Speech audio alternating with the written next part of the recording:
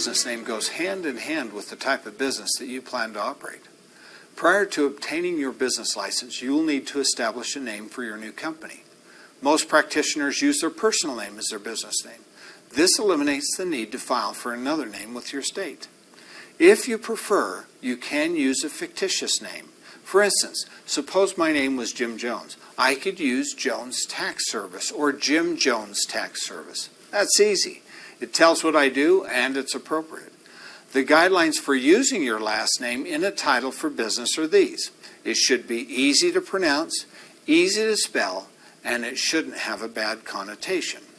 For instance, in one of my classes, I had a lady whose last name happened to be Swindler.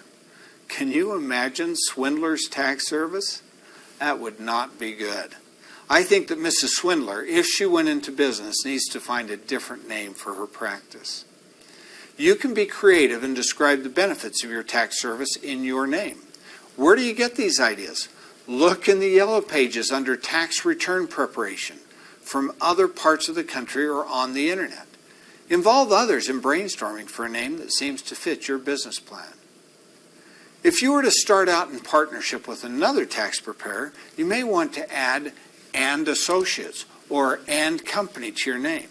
This will give the appearance that you are larger and more stable than a sole practitioner, which will aid in working with larger, more sophisticated returns. Some states, however, prohibit the use of these terms unless there actually are more professionals in the firm than just the owner, so as not to mislead potential clients.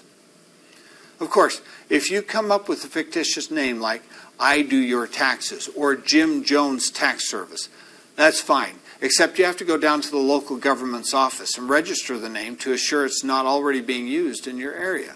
For instance, while you may want to use "Taxes R Us," it may already be in use somewhere else in your state.